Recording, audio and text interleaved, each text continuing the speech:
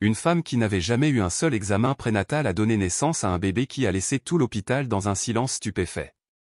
Bonjour à tous, prenez un moment pour respirer tandis que vous êtes témoin de ce qui s'est passé un soir de minuit à l'hôpital, merci. Soudain, tout est devenu plus urgent que d'habitude.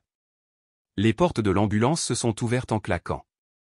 Une jeune femme a été transportée d'urgence sur un brancard, les mains serrées contre son ventre.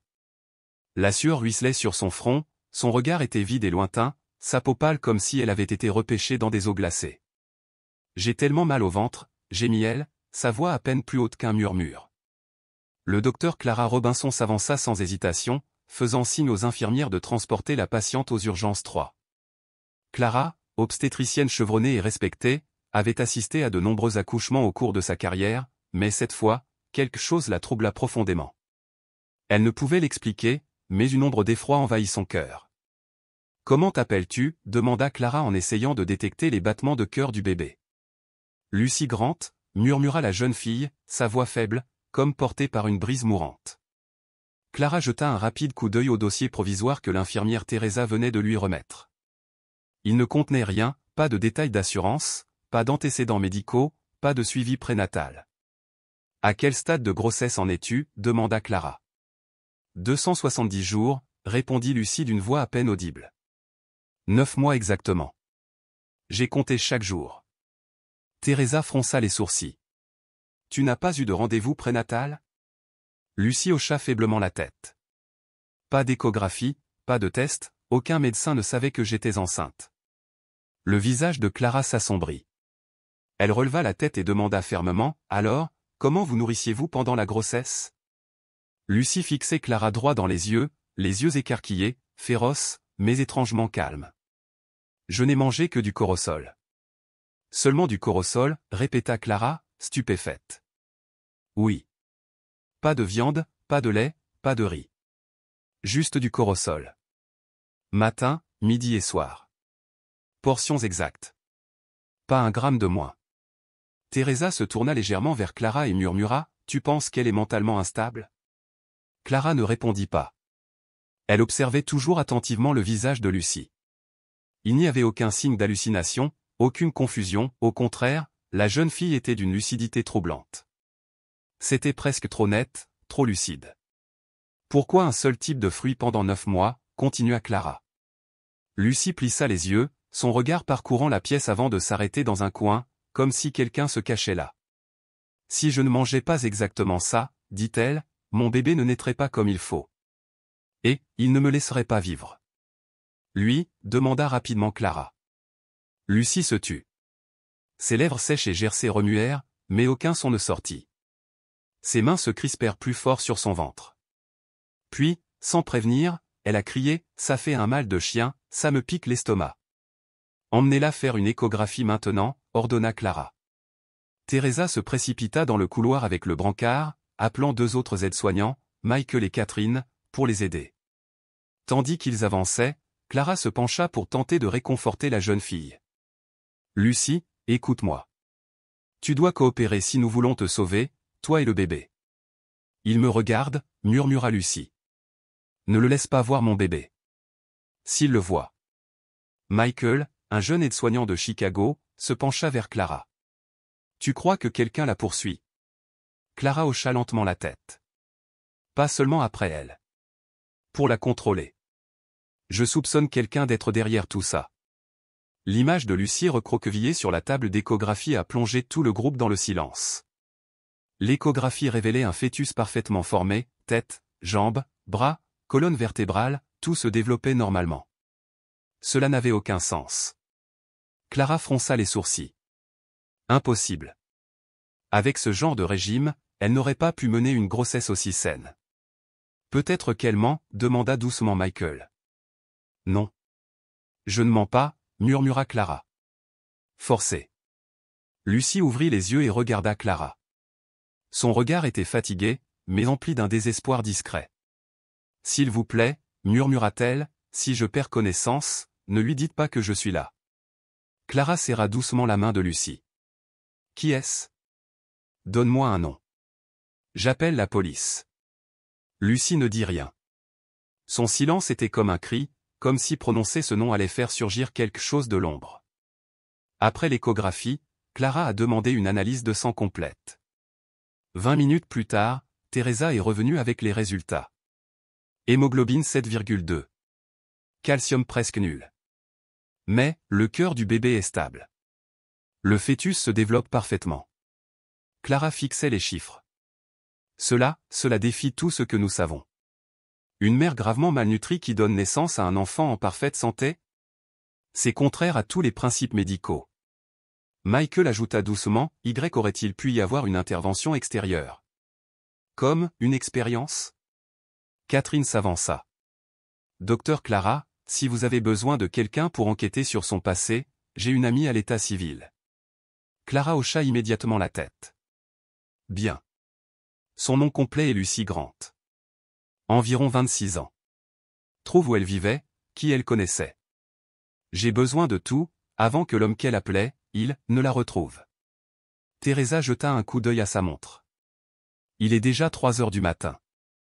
Si elle n'a pas mangé depuis 2 jours, le risque d'hypotension est dangereusement élevé. Clara se tourna vers Lucy, désormais sous perfusion. Les yeux de la jeune fille étaient fermés, mais sa respiration était rapide et laborieuse. Ses mains protégeaient toujours son ventre. Clara s'agenouilla à côté d'elle. Je suis le docteur Robinson. Je ne laisserai personne vous faire du mal, à vous ou à votre enfant. Mais j'ai besoin que vous me fassiez confiance. S'il vous plaît, dites-moi. Qui est-il? Lucy ouvrit les yeux et murmura, comme le vent qui souffle à travers une fenêtre brisée, Thomas. Thomas Allen. Ce nom figea Clara. Non pas parce qu'elle le connaissait, mais parce qu'il lui semblait vaguement familier ou quelque chose qu'elle avait déjà entendu. Puis elle se souvint. Un symposium sur la nutrition l'année dernière. Thomas Allen. Un chercheur controversé connu pour promouvoir des idées dangereuses. Michael, visiblement mal à l'aise, demanda, Docteur Clara, est-ce le type qui a été suspendu pour avoir promu le concept de régime mono? Clara hocha la tête, les yeux toujours fixés sur Lucy. C'est lui. Personne ne parlait. Seul le goutte-à-goutte régulier du liquide intraveineux emplissait la pièce. Lucy s'était à nouveau endormie, ses bras toujours repliés de manière protectrice sur son ventre. Clara se tourna vers Catherine. Dès demain matin, je veux tous les dossiers universitaires, licences et travaux de recherche relatifs à Thomas Allen. Je ne crois pas qu'il s'agisse simplement d'une naissance. C'est un appel à l'aide. Et peut-être, des preuves d'un crime. Le lendemain matin, le docteur Clara Robinson entra dans la salle de réunion interne du service d'obstétrique-gynécologie. Son visage était tendu. Elle tenait dans ses mains les résultats des analyses sanguines de Lucy et son dossier de développement fœtal. C'est impossible, dit-elle fermement en posant le dossier sur la table avec un bruit sourd. Sa voix était plus aiguë maintenant. Hémoglobine à 7,2. Calcium presque nul. Et pourtant, fœtus parfaitement stable.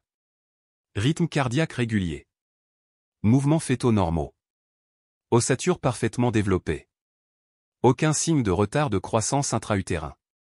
C'est un paradoxe médical.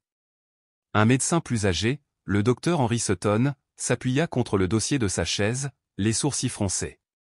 Vous me dites que le corps de la mère est complètement épuisé, et pourtant le bébé se développe comme si de rien n'était.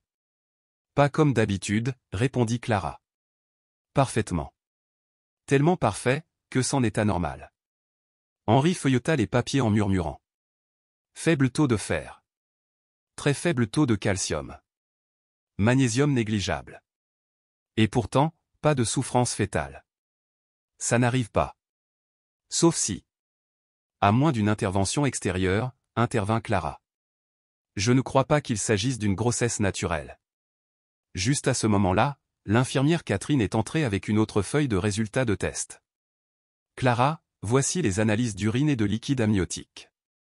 Aucune anomalie apparente, mais, il y a une étrange enzyme dans le sang du fœtus. Le laboratoire effectue d'autres analyses. Clara parcourut la page en fronçant les sourcils. Une étrange enzyme? Oui, répondit Catherine. Nom de code temporaire, AG47. Ils ne l'ont jamais vu chez un humain. Un jeune médecin, Daniel Morris, demanda avec hésitation, s'il s'agit d'une nouvelle enzyme, pourrait-elle permettre au fœtus de synthétiser des nutriments à partir d'un aliment spécifique? Je veux dire, du cortisol, par exemple? La pièce tomba dans un silence complet. Clara releva lentement la tête. Qu'est-ce que tu viens de dire? Daniel a poursuivi, Lucie a dit qu'elle n'avait mangé du cortisol que pendant sa grossesse, n'est-ce pas? J'ai lu une étude très récente qui indiquait que le cortisol contenait des niveaux élevés d'enzymes végétales. Mais pas suffisamment pour permettre une grossesse. À moins que le fœtus lui-même ne se transforme, murmura Clara, achevant sa pensée. Henri croisa les bras. Si c'est vrai, ce n'est pas un mystère. Nous sommes en présence du premier cas enregistré de mutation biologique intra-utérine. Clara parla fermement, d'un ton empreint d'urgence, et peut-être avec la conscience d'un mystère bien plus sombre, un indice que Lucie pourrait être victime d'une expérience illégale. De retour dans la chambre, Lucie resta immobile. La sueur qui lui maculait le front commençait enfin à s'estomper. Elle recevait désormais des fluides et des compléments alimentaires de base. Quand Clara entra, Lucie ouvrit lentement les yeux. Sa voix était faible, mais désespérée. « Mon bébé, est-il toujours en vie ?»« Le bébé va bien, » acquiesça doucement Clara, d'une voix douce mais ferme, « mais j'ai besoin que tu sois plus claire sur le régime. » « Qui t'a forcé à manger de cette façon ?»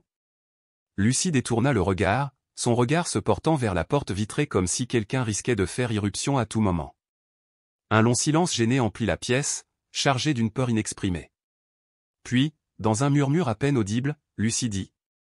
Si je ne suivais pas le régime à la lettre, il ne me laisserait pas garder le bébé. Thomas Allen, demanda Clara sans détour. Lucie tressaillit. Ses lèvres se pincèrent. Puis, après un moment de tension insoutenable, elle hocha légèrement la tête. Il croit que le sarsop est le seul aliment capable de purifier le corps et d'éliminer les impuretés humaines. Il appelle mon bébé une graine de vie pure. Je n'étais qu'un réceptacle biologique pour elle. Un frisson glacial parcourut la colonne vertébrale de Clara. Sais-tu pourquoi il t'a choisi, demanda-t-elle. Les larmes montèrent aux yeux de Lucie. Il m'a promis un nouvel avenir. J'étais en dernière année de nutrition, pauvre, sans argent, sans perspective. Puis il est arrivé, tel un ange, en me proposant un emploi, une bourse. Et puis il m'a enfermé dans une pièce blanche. Sans fenêtre, sans internet, juste moi, des fruits de sarcope et des appareils de surveillance. Clara tendit la main et prit doucement la main tremblante de Lucie. Je te crois. Je ne laisserai pas cela rester enfoui. Lucie hocha la tête, une seule larme coulant lentement sur sa joue. Pendant ce temps, dans le laboratoire principal de l'hôpital, le docteur Daniel, penché sur un microscope, examinait un échantillon de sang. Ses yeux s'écarquillèrent d'incrédulité. Pas question, murmura-t-il dans sa barbe, l'enzyme est à 47, elle peut synthétiser du fer, du calcium et des protéines à partir de simple fructose. C'est-à-dire, à partir du sucre du sarsop. Le technicien de laboratoire Jacob Turner se tenait à proximité, abasourdi. Ce n'est pas de l'évolution, c'est une intervention. Daniel hocha la tête, la voix tremblante. Quelqu'un a modifié les gènes fœtaux pour produire une enzyme de conversion hautement performante. C'est comme une usine biochimique miniature. Jacob le regarda fixement.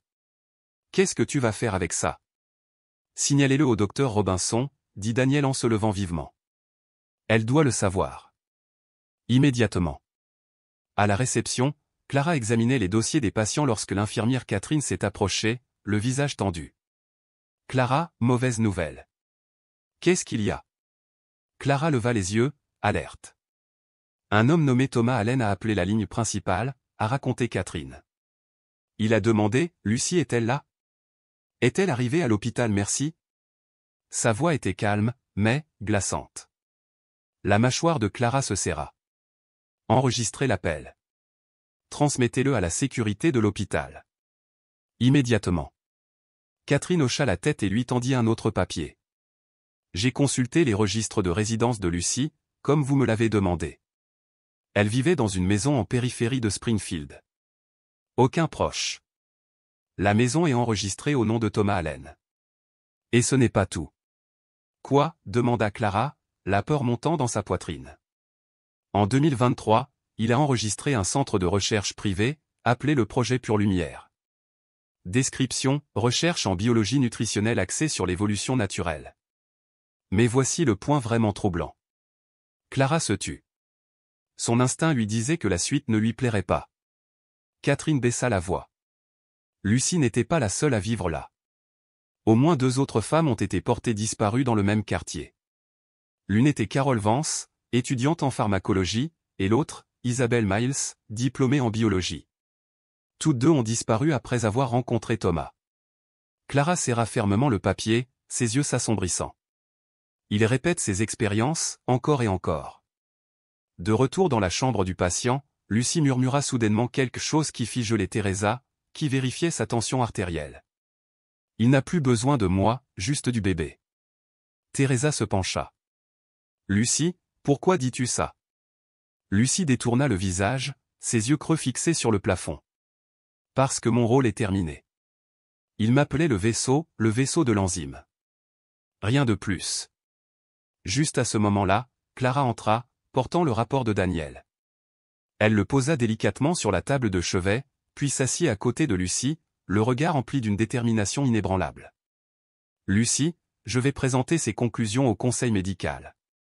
Mais j'ai besoin que tu confirmes quelque chose. Pendant ta détention, y avait-il quelqu'un d'autre? Lucie hocha la tête, les larmes coulant. Oui, mais ils n'ont pas survécu. L'un d'eux a eu une hémorragie interne. Un autre est mort après un essai d'injection d'enzymes. J'étais la seule à être tombée enceinte. Clara se leva, sa voix était comme de l'acier. Je ne le laisserai pas continuer.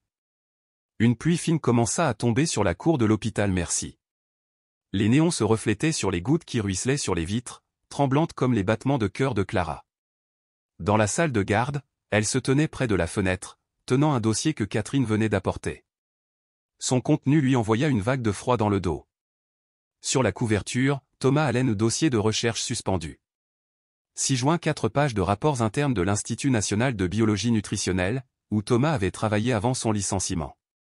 Michael, le jeune infirmier, est entré en portant 2 tasses de café. Clara, tu devrais faire une pause.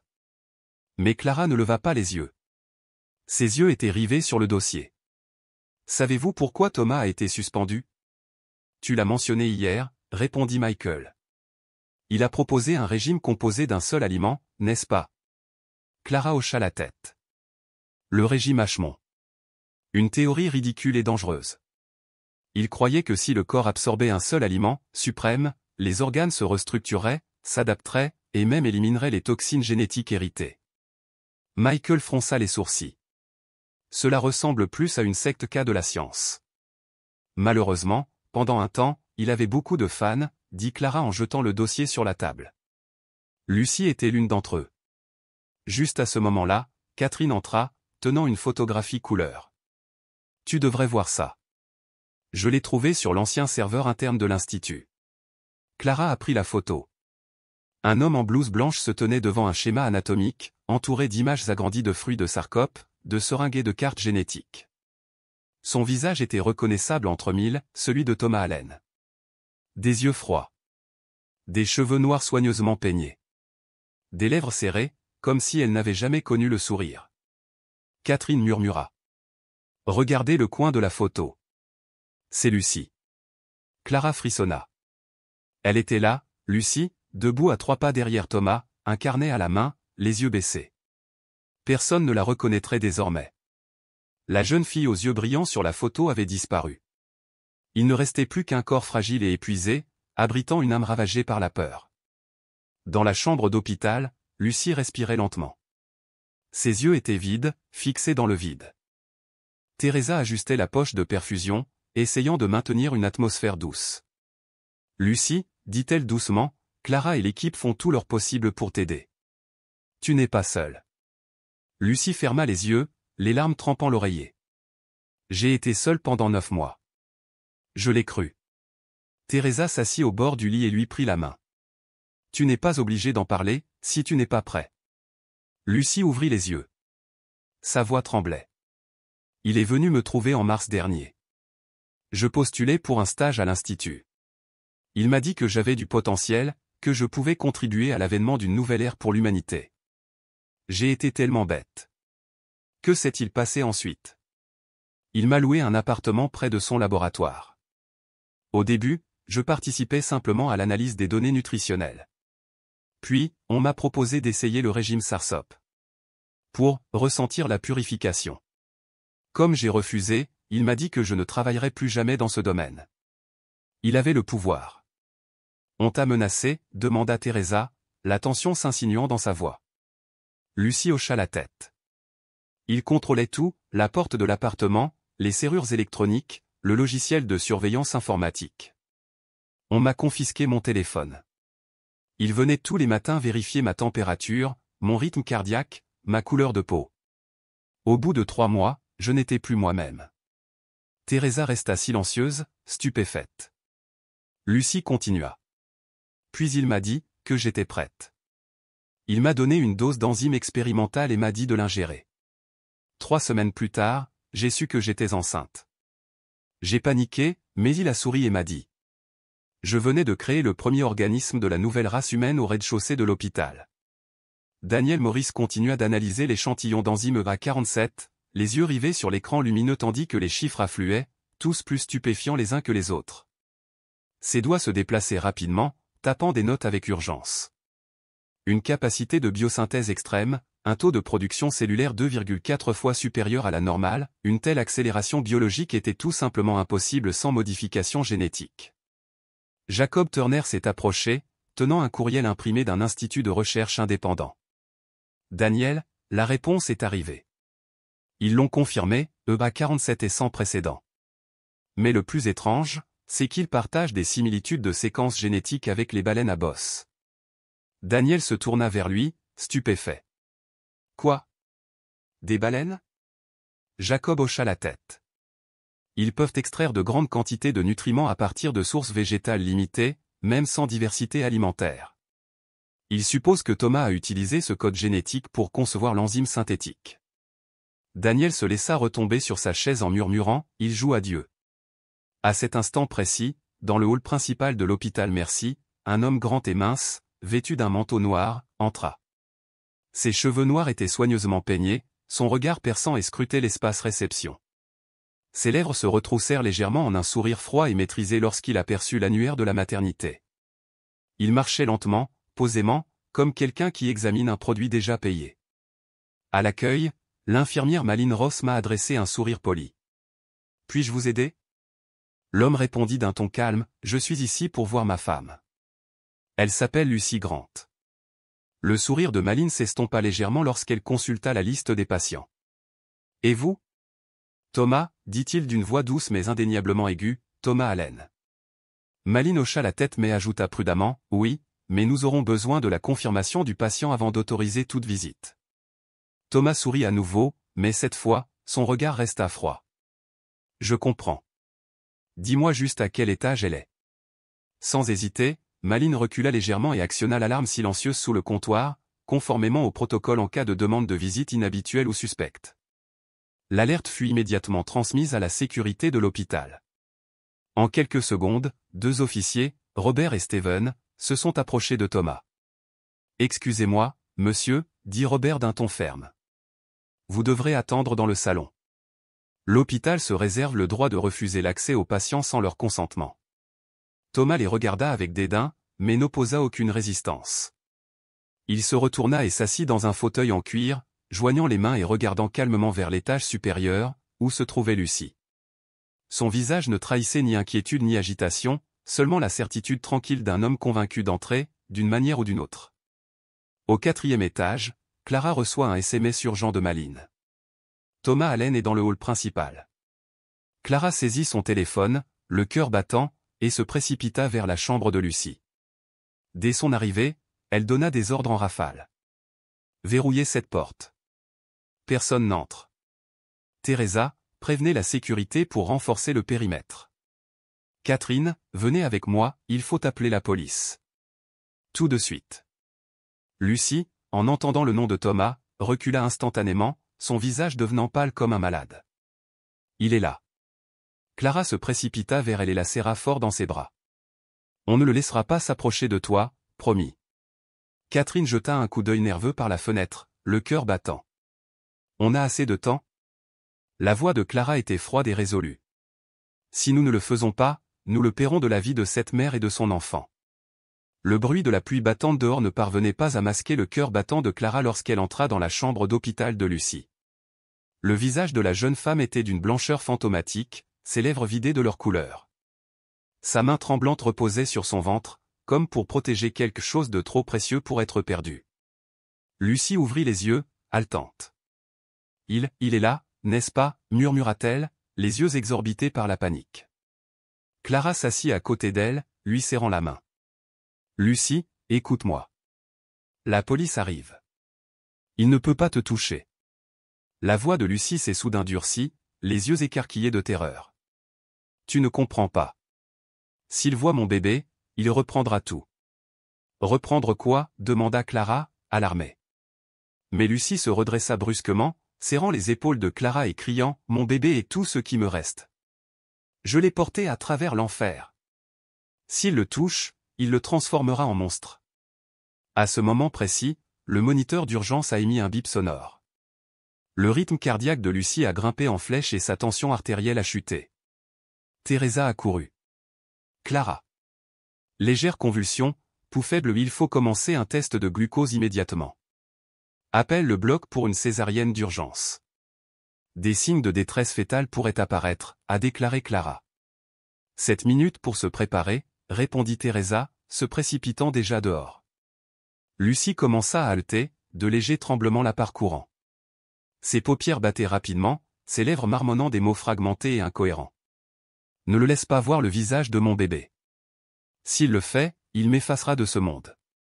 Catherine a fait irruption en portant une blouse chirurgicale et un presse-papier contenant des formulaires de consentement d'urgence. Lucie doit signer pour la césarienne, ou un tuteur légal doit signer en son nom. Clara n'a pas hésité. Elle a signé la clause de soins d'urgence pour les patients en incapacité de travail. Elle se tourna vers Catherine. Administrez de l'ocytocine, mais réduisez la dose de moitié. On ne peut pas risquer une pression utérine rapide. Soudain, Lucie attrapa le col de Clara, les yeux brûlants de désespoir. Si je n'y arrive pas, ne laissez personne avoir mon bébé. S'il l'obtient, tout s'arrête. Tu iras bien, Lucie, je te le promets, dit Clara, essayant de paraître calme même si elle tremblait intérieurement. Teresa revint, apportant le brancard. Le bloc est prêt. On a 5 minutes. Lucie fut délicatement soulevée sur le brancard. Tandis qu'on la sortait, elle murmura quelque chose. Teresa se pencha. Qu'est-ce que c'était? Lucie s'efforça de parler. À l'intérieur, de mon soutien-gorge, côté gauche. Teresa se pencha pour vérifier et découvrit un petit morceau de papier trempé de sueur, glissé dans la doublure du soutien-gorge de Lucie. Il était encore lisible. Je suis retenu. Le bébé est une expérience. S'il vous plaît, ne lui dites pas que je suis là. Teresa haleta, serrant le mot dans sa main. Oh mon Dieu! Clara jeta un coup d'œil au message, le visage vide de toute couleur. Donnez ça à la police. Immédiatement. Quant à moi, je vais au bloc. La salle d'opération était baignée d'une lumière blanche stérile. Le bourdonnement des machines se mêlait au bruit étouffé des pas sur le sol en acier inoxydable. Lucie était allongée sur la table d'opération, respirant à travers un masque à oxygène. Ses yeux étaient grands ouverts, fixant le plafond d'un air absent, son esprit s'éloignant de plus en plus de la réalité. On a administré l'anesthésie, Lucie. Tu ne devrais plus rien sentir, dit doucement Clara, déjà gantée et prête pour l'intervention. Lucie ne répondit pas. Elle répétait sans cesse les mêmes mots, comme une prière ou une malédiction. Ne le laisse pas voir mon bébé. Ne le laisse pas voir mon bébé. L'anesthésiste Marie Dawson secoua la tête. Elle souffre d'un traumatisme grave. Réaction psychologique profonde. Avec raison, murmura Clara. Le scalpel transperça la peau de Lucie sous la lumière froide et stérile. Clara travaillait rapidement, résolument, sans laisser l'émotion troubler ses mains. Teresa lui passa la pince. Catherine réussit l'aspiration. Daniel, médecin interne, se tenait silencieux dans un coin, observant. Sac amniotique ouvert, annonça Clara. Sous la membrane translucide, une minuscule silhouette rose était recroquevillée, un petit garçon. La respiration de Clara s'accéléra tandis qu'elle retirait délicatement le nouveau-né du ventre de sa mère. Dès sa naissance, le nourrisson poussa un cri puissant et perçant qui résonna dans la pièce. Ce n'était pas un simple son, c'était une déclaration, féroce et pleine de vie. 3,3 kilos, nota Teresa, la voix légèrement tremblante. Respiration régulière, peau rose, aucune anomalie, sauf... Clara se tourna vers elle. Sauf quoi? Les yeux. Clara se pencha pour examiner le bébé. Les yeux du bébé étaient grands ouverts, d'un noir profond, mais pas du regard vague et confus des nouveau-nés. Non, ses yeux étaient conscients. Il me regarde, murmura Marie. Ce n'est pas un réflexe naturel. Daniel frissonna. C'est un regard d'adulte, mais aussi creux. Clara souleva légèrement le bébé, coupa le cordon ombilical et essuya doucement le sang et le liquide amniotique. Donnez-lui un nom provisoire, a-t-elle indiqué. Bébé X. Pas encore d'acte de naissance. Lucie remua, mais n'ouvrit pas les yeux. La sueur perlait sur son front et elle murmura faiblement, « Mon bébé, est-il vivant ?» Clara se pencha et lui murmura à l'oreille, « Il va bien. » Très fort. En sécurité. Je le serre dans mes bras. Des larmes coulèrent des yeux de Lucie. Elle attrapa la robe de Clara et murmura d'une voix rauque, « Garde-le, que personne ne voie son visage. » Clara posa une main sur son front. « Je te le promets. Je suis la seule à l'avoir tenu. Personne d'autre. » Après l'opération, Clara a organisé le transfert de Lucie vers une salle de réveil privée sous surveillance constante. Le nouveau-né a été placé dans une zone de soins restreint, accessible uniquement aux personnes disposant d'une habilitation de sécurité de haut niveau. Plus tard, Daniel a remis à Clara les derniers résultats des analyses de sang. « Tu dois voir ça. » Clara feuilleta les pages, les yeux écarquillés. « C'est le profil enzymatique du bébé ? » Oui. 3 des enzymes, elles n'ont jamais été documentées auparavant. L'une d'elles possède une structure autoréplicative. Qu'est-ce que vous avez dit? L'enzyme déclenche une réaction chimique qui synthétise du calcium, des protéines et du fer à partir de composés simples présents dans le fruit du sarsop. Autrement dit, il n'a pas besoin de mère pour se nourrir, il se nourrit tout seul. Clara siffla entre ses dents. Ce n'est pas de la biologie naturelle. C'est de la biologie artificielle. Daniel hocha la tête d'un air sombre. Ce qui signifie que Thomas Allen a réussi. Mais son succès, dit Clara en regardant à travers la vitre le visage endormi de Lucie, s'est construit sur la souffrance d'un autre être humain. Ses yeux s'adoucirent un instant. Non. Il a échoué, parce que cet enfant n'est pas né de la manipulation, mais de l'amour et de la volonté de survivre. Daniel resta silencieux un instant avant de demander, « Alors, quelle est la prochaine étape ?» Le regard de Clara était fixe. « Je vais tout signaler au conseil scientifique et déposer une demande urgente auprès des autorités. Si je le dois, je le rendrai public. »« Tu es sûr ?» demanda Daniel. Clara hocha fermement la tête. « On ne peut pas laisser quelqu'un comme lui recommencer. Une femme a déjà payé le prix fort.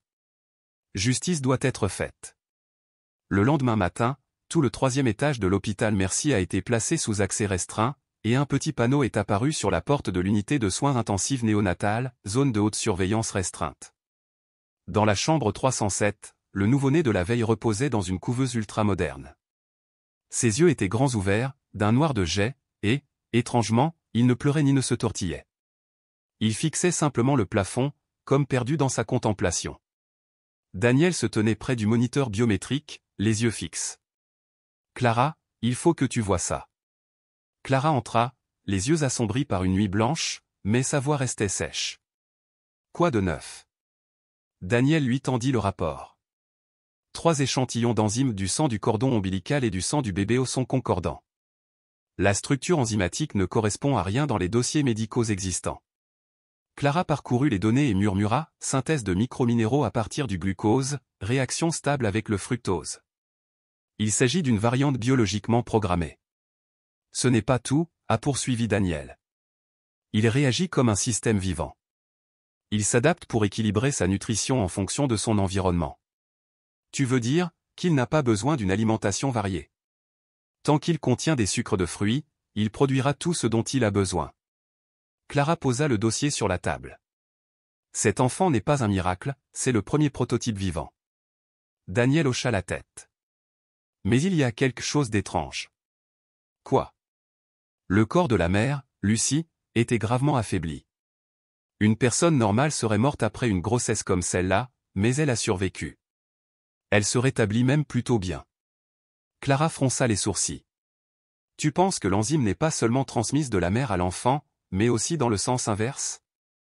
Daniel hocha lentement la tête. C'est possible. Comme un système partagé, une forme de symbiose.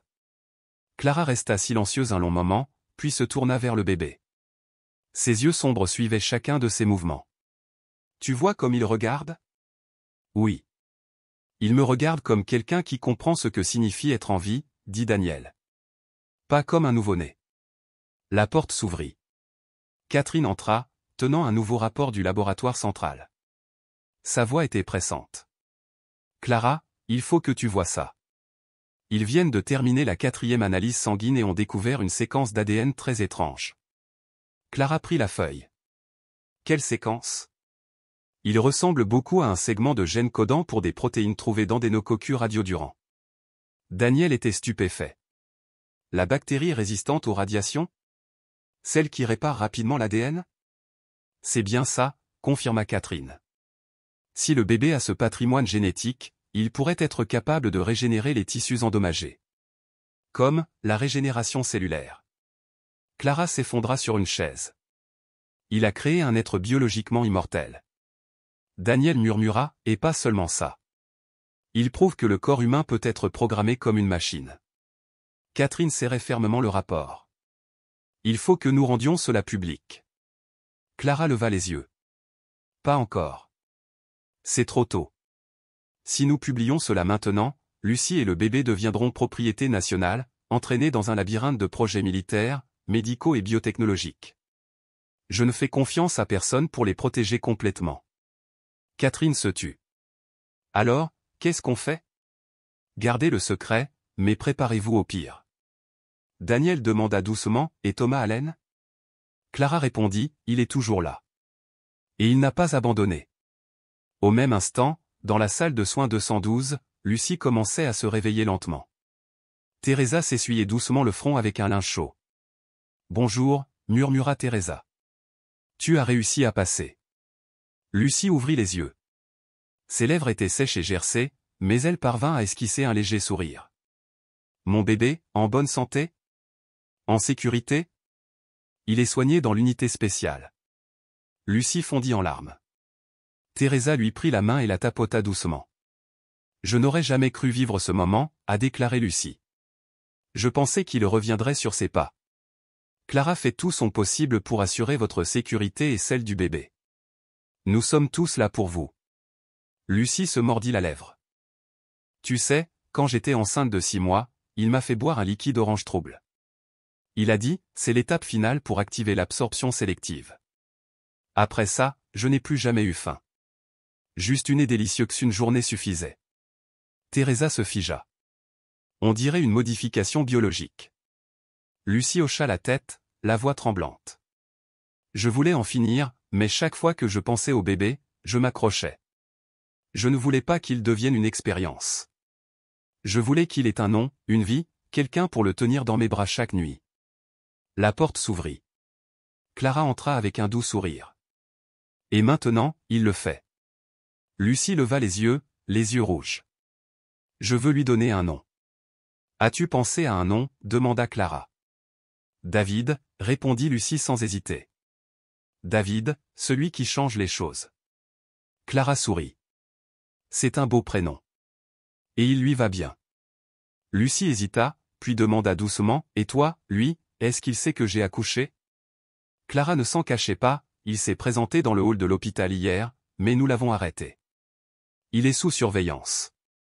La police ne l'a pas arrêté, faute de preuves, mais je pense que nous trouverons une solution.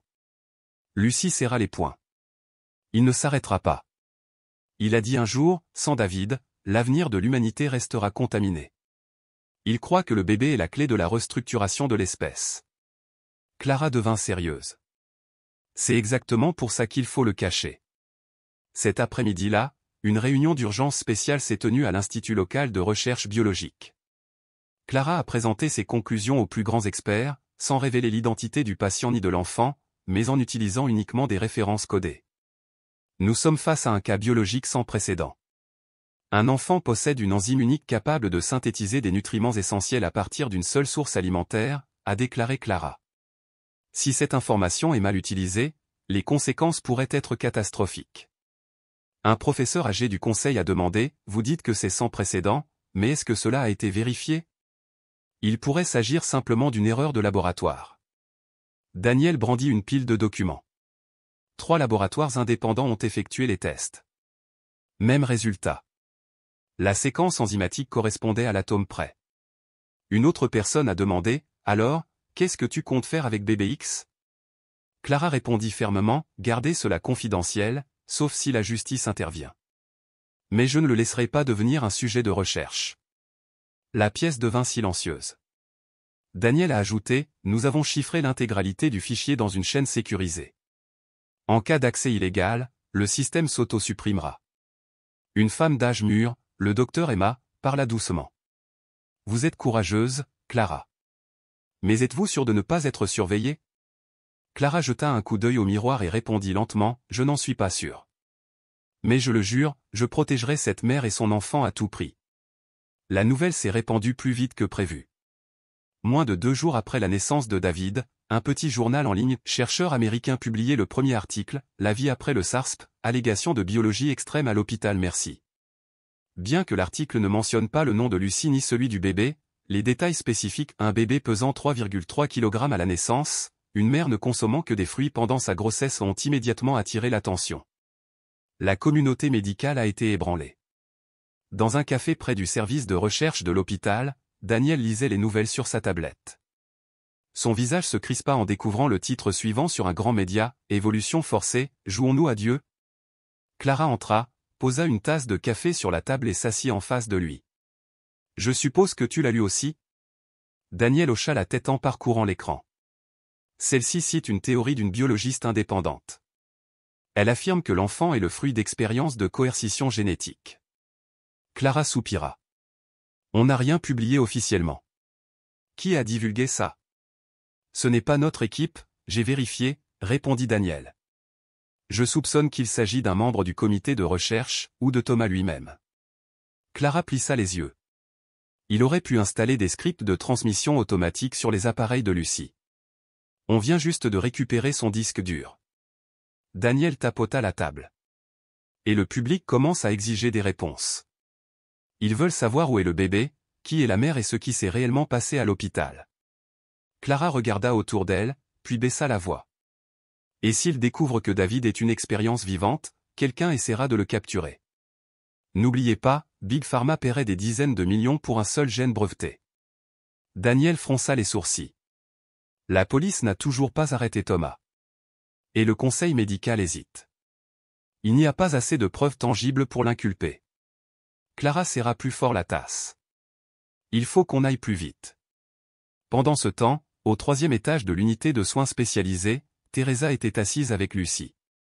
Elle hésita, puis posa un journal sur la table. Ils ont écrit sur toi. Sur le bébé. Lucie tourna la page et ses yeux se posèrent sur le gros titre « Organisme évolué ». Elle soupira, la voix froide. Je savais que cela arriverait.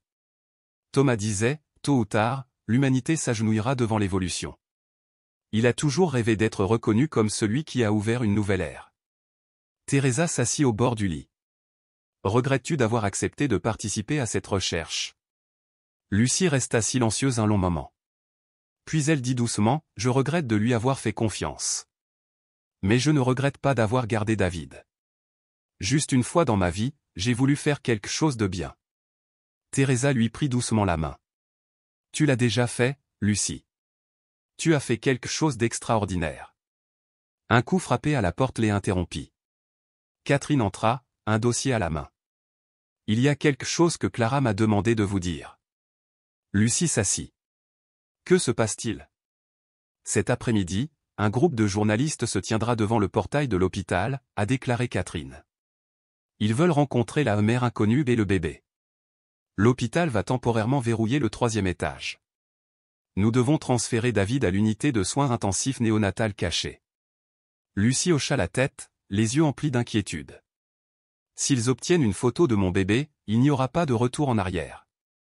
Nous ne laisserons pas cela arriver, lui assura Catherine. Clara s'occupe des médias. Parallèlement, un débat houleux se déroulait au sein du conseil scientifique provisoire de la province. Le docteur Emma Martin, une partisane de Clara, se tenait devant un panneau de présentation, montrant le schéma structurel de l'enzyme A47. Mesdames et messieurs, ce à quoi nous sommes confrontés n'est pas un miracle. C'est la preuve d'une intervention biologique qui dépasse les limites éthiques. Cette enzyme n'aurait pas pu se former naturellement dans l'utérus humain. C'est le résultat d'une conception artificielle. Un homme chauve, le professeur Ronald Sawyer, a immédiatement rétorqué « Vous n'avez aucun droit d'affirmer cela sans un décryptage génétique complet. Il pourrait s'agir d'une mutation évolutive spontanée. En biologie, tout est possible. » Emma répondit sèchement « Et en éthique, tout ce qui peut être fait ne l'est pas de vrai, que cela soit fait. » La pièce devint silencieuse. Une autre personne leva la main. « Alors, vous dites que l'enfant ne devrait pas exister ?» Emma fronça les sourcils. « Je ne dis pas ça. Je dis que l'enfant est une victime. Et nous ne pouvons pas le laisser entraîner dans une machine de recherche sans âme. » Près de la fenêtre, le docteur Andrew Reed a murmuré à un collègue « Nous avons besoin d'un échantillon de sang de l'enfant pour une analyse indépendante. » Le collègue hocha la tête. « J'ai déjà fait la demande à l'hôpital. » Mais le docteur Robinson a refusé. Andrew sourit. Il y a toujours un moyen. Ce soir-là, Clara a convoqué une réunion interne privée dans le bureau du directeur médical de l'hôpital. Personne en dehors de l'équipe principale n'était autorisé à entrer. « On nous surveille », commença-t-elle d'une voix basse mais ferme. « Quelqu'un au conseil veut un échantillon de sang de David. Et ils n'hésiteront pas à outrepasser les droits de la mère au nom de la science. » Daniel a demandé, « Y a-t-il déjà eu une assignation à comparaître ou une ordonnance du tribunal ?»« Pas encore, mais ce n'est qu'une question de temps, » répondit Clara, la voix tendue. « Nous avons besoin d'un plan de secours, » dit rapidement Teresa. « Je connais un monastère médical à Burlington, ils ont une unité néonatale distincte, complètement confidentielle. Si nécessaire, je peux y emmener Lucie et le bébé. » Clara hocha lentement la tête, « Garde ça en réserve, mais seulement si les choses deviennent incontrôlables. » Catherine posa un disque dur sur la table, ses doigts tremblant légèrement. « J'ai sauvegardé toutes les données concernant Lucie et le bébé sur ce disque, avec un double cryptage. Si je suis arrêté ou soumis à des pressions, les données seront toujours en sécurité. » Clara regarda chaque personne dans la pièce, ses yeux féroces. « Je sais que nous ne sommes pas des policiers, ni des héros, mais si nous ne faisons pas ce qui est juste, personne ne le fera. » Ailleurs, dans une chambre d'hôtel sombre à la périphérie de la ville, Thomas Allen était assis seul dans le noir. Sur la table devant lui se trouvait un ordinateur portable, son écran affichant des lignes de code cryptées. Il parcourut les derniers articles, ses yeux se plissant alors qu'un modèle illustré de l'enzyme A47 apparaissait à l'écran. « Trop tôt, murmura-t-il pour lui-même, son ton empreint de dédain. Ces idiots ne comprennent rien. » Il a cliqué sur une vidéo. À l'écran, Lucie est allongée dans une chambre de surveillance, très enceinte, les yeux fermés, son ventre se soulevant et s'abaissant sous le réseau vigilant d'équipements médicaux. Il a zoomé sur son abdomen, l'observant avec une intensité clinique, tandis que sa propre voix résonnait dans l'enregistrement. Un jour, l'enfant considérera l'humanité comme une espèce inférieure, et Jean serait l'ancêtre. Il ferma l'ordinateur portable, se leva brusquement, enfila son manteau. « Ça suffit, » dit-il à voix haute aux ombres autour de lui. « Il est temps de récupérer ce qui m'appartient. » Le lendemain matin, une douce lumière du soleil traversait la fenêtre de l'hôpital dans la chambre de Lucie, projetant une teinte dorée sur la couverture blanche immaculée. Mais à l'intérieur de Clara, il n'y avait aucune chaleur. Elle venait de recevoir un rapport de la police. Thomas Allen n'avait pas quitté la ville, il séjournait dans un hôtel 3 étoiles à la périphérie et pourrait tenter de se rendre à nouveau à l'hôpital. Clara entra dans la chambre de Lucie et frappa doucement à la porte. « Lucie, comment te sens-tu » Lucie fit un léger signe de tête. Son visage restait pâle, mais la peur dans ses yeux s'était adoucie. Elle tenait une photographie imprimée, une image fixe provenant d'une caméra de surveillance interne, montrant David dans l'incubateur, les yeux grands ouverts et alertes. « Il est beau comme un ange », dit Clara, assise à côté d'elle. « Et plus fort que n'importe quel enfant que j'ai jamais rencontré. » Lucie sourit faiblement et pressa la photo contre sa poitrine. « Parce que mon enfant n'est pas simplement né de sang et de chair, » murmura-t-elle. Il est né de la peur et de la volonté de lui résister. Clara la regarda, puis parla lentement, délibérément. J'ai besoin de la vérité, Lucie. Chaque détail. Nous combattons quelqu'un dont l'influence échappe à la loi. Si tu ne nous dis pas tout, nous n'aurons aucun moyen de le faire payer. Lucie serra les poings. L'air provenant de la bouche d'aération agitait le rideau comme un murmure annonçant que le temps s'écoulait. Elle prit une profonde inspiration et commença, sa voix ferme, chaque mot tranchant, sculpté comme la pierre. Il y a 2 ans, j'ai rencontré Thomas lors d'un séminaire à Orlando. J'étais en dernière année de sciences de la nutrition, il était le conférencier principal. Mais ce n'était pas la science qui m'attirait. C'était sa façon de parler, comme si l'humanité était un système toxique qu'il fallait reconstruire par la purification biologique. Il m'a contacté après la table ronde, m'a dit que j'avais du potentiel et m'a proposé de devenir assistant de recherche sur un projet révolutionnaire. À l'époque, je vivais dans une résidence universitaire de 9 mètres carrés, croulant sous les dettes étudiantes, sans famille. J'ai dit oui. Au début, tout semblait normal, il m'a appris à prendre des notes, m'a donné des articles scientifiques à lire. Mais au bout d'1 mois, j'ai dû déménager dans un centre de recherche privé. Une maison de 3 étages en périphérie de Springfield. Aucun panneau. Pas de voisins. Pas d'internet. Juste Thomas et moi. Tu étais isolé, demanda doucement Clara. Lucie hocha la tête. Complètement. Il a coupé toute communication avec le monde extérieur. Chaque colis a été inspecté. Il m'a dit, tu dois purifier non seulement ton corps, mais aussi ton esprit. J'ai commencé le régime qu'il avait conçu, 3 repas par jour, uniquement des aliments acides. Au bout d'1 semaine, je me suis évanoui. Il m'a dit que c'était une détoxification de mon corps. Au bout d'1 mois, mes règles ont disparu. J'avais les mains et les pieds glacés, mais je n'osais pas partir. Il avait tous mes dossiers, mon diplôme, mon passeport, et même des photos de ma mère avant sa mort. Clara lui toucha doucement l'épaule. Continue, Lucie. Il m'a ensuite administré une dose de liquide orange. Il l'appelait une enzyme d'activation cellulaire. Après l'avoir bu, j'avais l'impression que mon corps était en feu. J'avais la vue trouble. Il m'a surveillé pendant 48 heures d'affilée, me faisant des prises de sang, surveillant mon rythme cardiaque et mesurant mon taux de lactate. 3 semaines plus tard, j'ai commencé à montrer des signes de grossesse. J'ai paniqué. Je lui ai dit que je n'étais pas prête. Il a ri.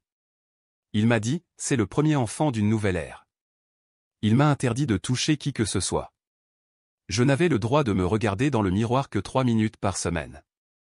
Il me surveillait grâce à des caméras. La nuit, j'entendais des pas devant ma porte. Lucie frissonna, sa voix tremblante.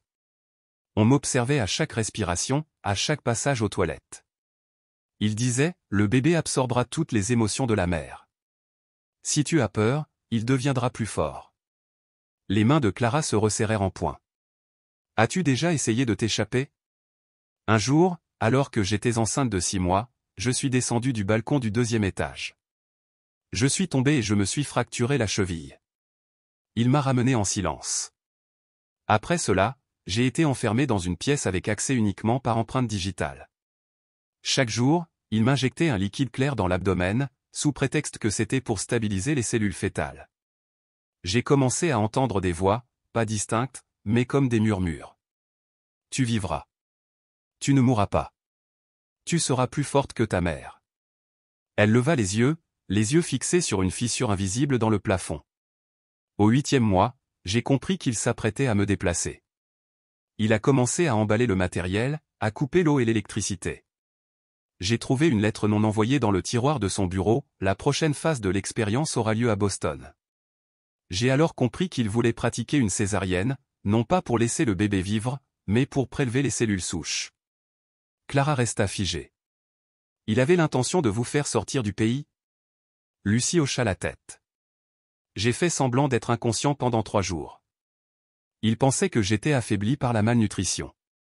J'ai caché un couteau de cuisine dans mes vêtements et je m'en suis servi pour couper les liens. Au milieu de la nuit, je me suis échappé par la porte de derrière. J'ai marché 12 kilomètres jusqu'à une station-service et j'ai supplié qu'on appelle une ambulance. Et tu es venu à mon hôpital, murmura Clara, les yeux embués.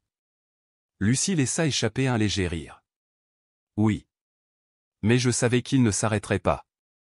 Il avait investi près d'1 an en moi. Il me traquera jusqu'au bout. Un coup l'interrompit.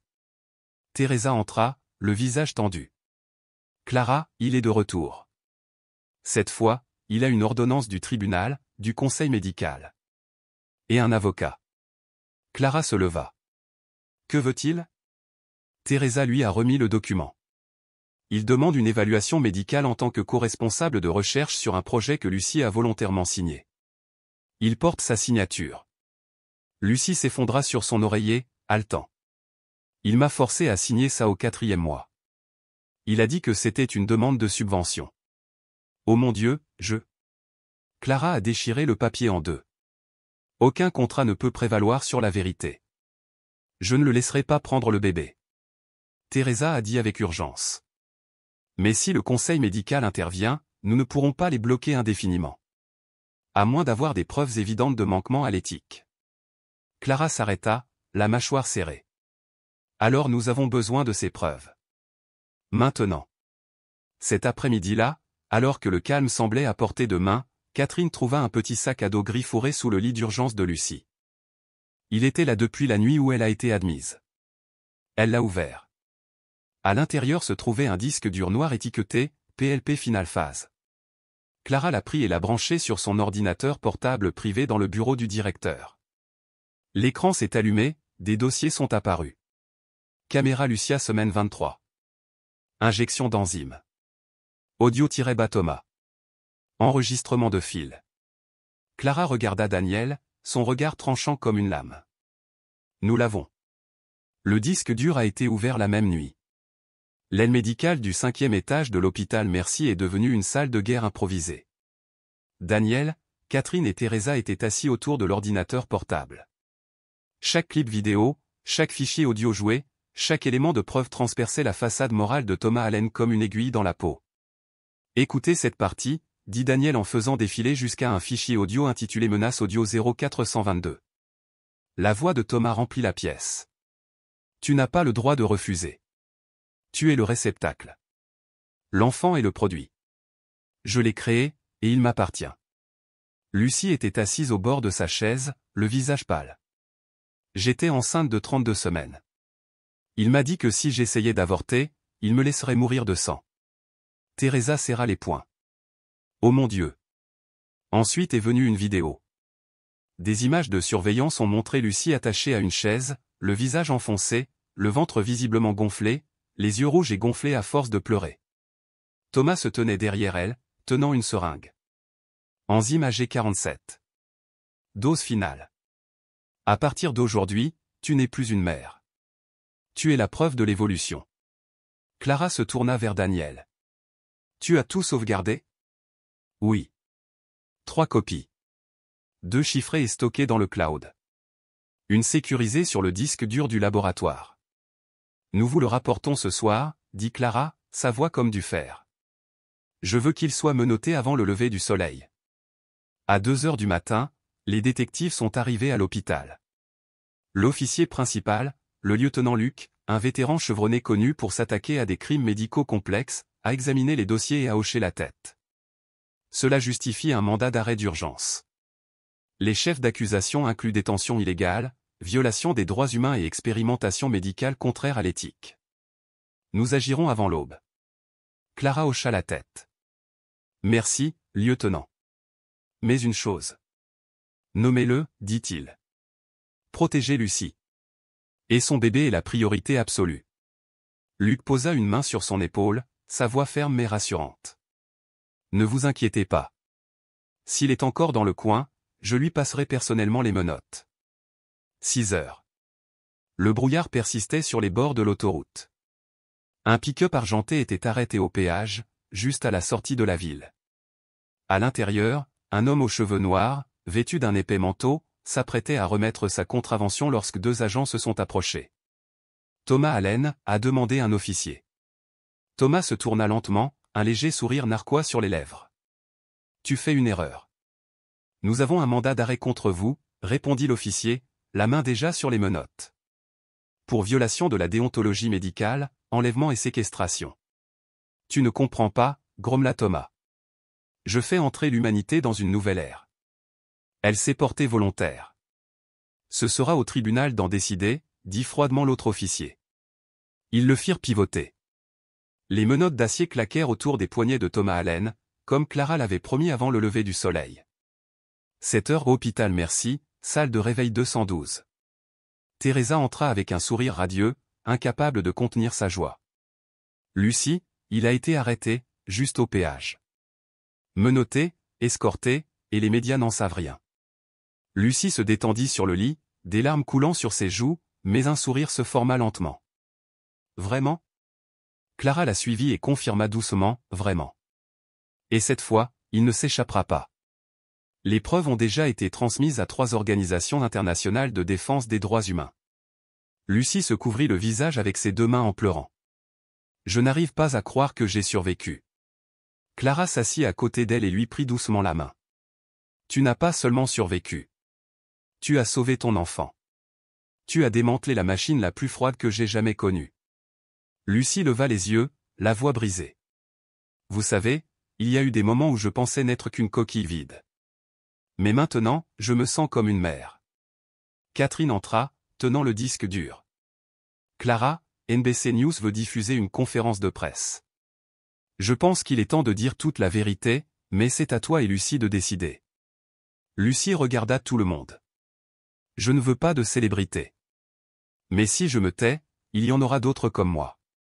D'autres bébés comme David. Je parlerai, mais de la manière la plus humaine possible. Clara hocha la tête. Alors, à partir d'aujourd'hui, nous commençons non pas en tant que victimes, mais en tant que survivants. 3 jours plus tard, salle de presse, Conseil de la santé des États-Unis. La salle de presse était bondée. Des médias de tout le pays s'étaient rassemblés. Clara, Lucie, Daniel et un représentant de la division de la protection des droits de la personne se tenaient au micro. Clara commença, la voix ferme. Nous pouvons désormais confirmer qu'une naissance rare a eu lieu à l'hôpital Merci. L'enfant est né dans des circonstances exceptionnelles impliquant une intervention biologique illégale. Lucie s'avança, sa voix lente mais claire. J'ai vécu dans la peur pendant 9 mois. Mais c'est grâce à mon fils David que je n'ai pas abandonné. Je ne raconte pas cette histoire pour susciter la pitié. Je la raconte comme un avertissement. Aucune recherche ne vaut le prix de la dignité d'une personne. Un journaliste a levé la main. Avez-vous peur que votre enfant soit considéré comme anormal ? Lucie regarda droit devant elle. David est humain. Un enfant né de l'amour et de la volonté de vivre, pas un produit dans une éprouvette. Le silence s'est installé dans la salle de presse. Puis une vague d'applaudissements a éclaté. Daniel murmura à Clara. Tu sais quoi ? Je crois que David ne survivra pas seulement, il deviendra un symbole. Clara hocha doucement la tête, ses yeux brillants. Il n'y a aucun doute. Cette nuit-là, Lucie se tenait sur le toit de l'hôpital, tenant David dans ses bras. La brise était fraîche, le ciel dégagé et les lumières de la ville scintillaient comme un battement de cœur renaissant. Catherine s'approcha en souriant. Le ministère de la Santé nous a invités à participer à une nouvelle initiative de recherche éthique. Lucie, il vous souhaite comme première porte-parole. Lucie se retourna, tenant David près d'elle. Je suis d'accord. Mais je ne parlerai pas au nom de la science. Je parlerai au nom de ceux qui ont été maltraités au nom de la science. David remua doucement, sa petite main effleurant la joue de sa mère. Lucie se pencha et l'embrassa sur le front. Tu n'es pas un outil. Tu es une personne. 2 semaines après l'arrestation de Thomas Allen. L'atmosphère à l'hôpital Merci s'était apaisée, comme si la tempête n'avait jamais éclaté. Mais ses traces restaient, surtout chez Lucie. Ce matin-là, elle était assise devant un miroir dans la salle de réveil, vêtue d'un simple chemisier blanc. Ses longs cheveux étaient soigneusement attachés. David dormait dans le berceau à côté d'elle, sa petite main agrippant la couverture. Clara entra, tenant une pile de documents. « Tu es magnifique aujourd'hui, Lucie. » Lucie se retourna en souriant. « Tu dis ça pour que je sois moins nerveuse, n'est-ce pas ? » « Peut-être un peu, » dit Clara, assise en face d'elle. « Mais je suis sérieuse. Tu n'es plus la fille qui courait dans la nuit. Tu n'es plus seulement une victime. Tu es une mère qui a fait ce que personne d'autre n'osait faire. Lucie regarda son enfant un instant, puis dit. Je ne savais pas que j'étais si forte, jusqu'à ce qu'il n'y ait plus personne en qui croire. Clara a ouvert le dossier. L'initiative de recherche éthique est sur le point d'être lancée à l'échelle nationale. Le ministre de la Santé vous a invité d'honneur. Et ceci, a-t-elle remis une lettre à Lucie, vient d'une organisation de défense des droits des femmes. Il souhaite publier votre histoire dans un livre. Lucie fronça légèrement les sourcils. Je ne suis pas un héros. Non, dit Clara doucement, mais tu es authentique. Et parfois, l'authenticité touche plus les cœurs que les idéaux les plus brillants. La porte s'ouvrit. Catherine entra avec un bouquet de lavande. Pour vous et le bébé. De la part du docteur Emma, dit-elle en déposant les fleurs sur la table. Oh, et elle ajouta, si Lucie accepte de partager la scène, je suis prête à me retirer pour qu'elle puisse parler en premier. Lucie rit doucement. Je n'arrive toujours pas à croire que tout cela arrive. Crois-le, répondit Clara, parce que tu ne cours plus. Cet après-midi le symposium public, Académie américaine de médecine. Le thème, science et éthique, quand la frontière devient floue. La salle était pleine à craquer. Experts médicaux, journalistes, étudiants et survivants de recherches contraires à l'éthique occupaient chaque siège. Une grande banderole était suspendue au-dessus de la scène. Il n'y a pas de progrès si cela coûte une vie. Lucie était assise au premier rang, tenant David dans ses bras. Toute la salle applaudissait. Elle n'était pas habituée à tant d'attention, mais le sourire de son fils lui donnait de la force. Clara a ouvert la discussion. Nous sommes ici pour discuter, mais surtout pour réfléchir. Avons-nous, dans notre soif de découverte, oublié les fondamentaux? Le consentement. La dignité. L'humanité. Emma Martin, représentante du Conseil d'éthique médicale, a poursuivi. Nous reconnaissons notre incapacité à intervenir plus tôt dans l'affaire de l'hôpital Mercy. Et nous nous engageons à ce que, désormais, toute étude impliquant des êtres humains fasse l'objet d'une surveillance transparente, avec la participation des populations concernées. Un journaliste a levé la main. Lucie, pourrais-tu partager ce qui t'a empêché d'abandonner? Lucie baissa les yeux vers David, endormi dans ses bras, puis les releva à nouveau. Il fut un temps où je croyais ne rien valoir. Mais chaque fois que j'entendais le cœur de mon bébé battre, je savais que si j'abandonnais, il ne naîtrait jamais. Je n'ai pas enduré cela pour la science, ni même pour la justice. Je l'ai enduré pour la maternité. Et je crois qu'aucune expérience n'est plus précieuse qu'un enfant né du cœur. Un long silence suivit. Puis la salle entière se leva, applaudissant sans relâche. Daniel, assis derrière, chuchota à Catherine. Elle a simplement transformé la douleur en pouvoir. Catherine sourit. Il n'y a personne de plus apte à incarner un nouveau départ. 3 mois plus tard, l'initiative Human Trust est lancée. Un programme de recherche biomédicale, guidé par un conseil d'éthique indépendant, où chaque expérience impliquant des humains nécessitait une double approbation scientifique et humanitaire. Clara est devenue directrice médicale principale. Daniel supervisait le département de biologie. Lucie a été invitée comme conseillère honoraire. Elle ne siégeait pas dans les salles de réunion. Elle écrivait, notant chaque jour, chaque rêve, chaque fois que David lui serrait la main fort. Catherine vint lui rendre visite et lui tendit un exemplaire d'une revue scientifique internationale. Sur la couverture, une photo de Lucie tenant David. Derrière elle, un mur blanc. Griffonné à l'encre. Je ne suis pas une expérience. Je suis une mère. Tu deviens un symbole, Lucie, dit Catherine. Lucie plia le magazine et le posa sur la table. Si cela aide ne serait-ce qu'une seule personne à échapper à la lame d'une science contraire à l'éthique, je suis prêt à le faire. Une journée d'hiver. David avait maintenant 3 mois. En bonne santé, il pleurait rarement et adorait regarder par la fenêtre. Ses grands yeux noirs conservaient leur vivacité, mais maintenant, ils brillaient de douceur. Le regard d'un enfant aimé. Lucie l'emmena au parc, où Clara et Daniel attendirent sous un olivier. Daniel apporta un petit coussin brodé au nom de sa mère. David, celui qui a changé le monde. Clara ouvrit ses bras pour tenir le bébé. Tu as changé toutes nos vies, petit. Lucie regarda ses amis, puis David. Tu n'es pas le fruit d'une expérience, David. Tu es le premier acte de résistance, la preuve que personne d'autre que ta mère n'a le droit de décider de ta vie. Daniel a chatouillé le bébé. Et la raison pour laquelle nous pouvons encore croire en la science, avec un cœur. Clara hocha la tête. À partir d'aujourd'hui, toute recherche effectuée aux États-Unis se souviendra du nom David. Non pas parce que vous êtes différent, mais parce que vous nous avez rappelé la vérité la plus fondamentale, la médecine ne crée pas la vie, elle la protège. Les trois restèrent silencieux un moment. Dans les bras de sa mère, David sourit soudain son premier sourire. Éclatant. Innocent. Ignorant qu'il avait rampé hors de l'enfer grâce à la douleur du dos de sa mère. Ses yeux brillaient au soleil. Plus hantés. Seulement plein d'espoir. Et là, dans le parc silencieux, sans fanfare, sans caméra, sans gros titre, un nouveau chapitre a commencé.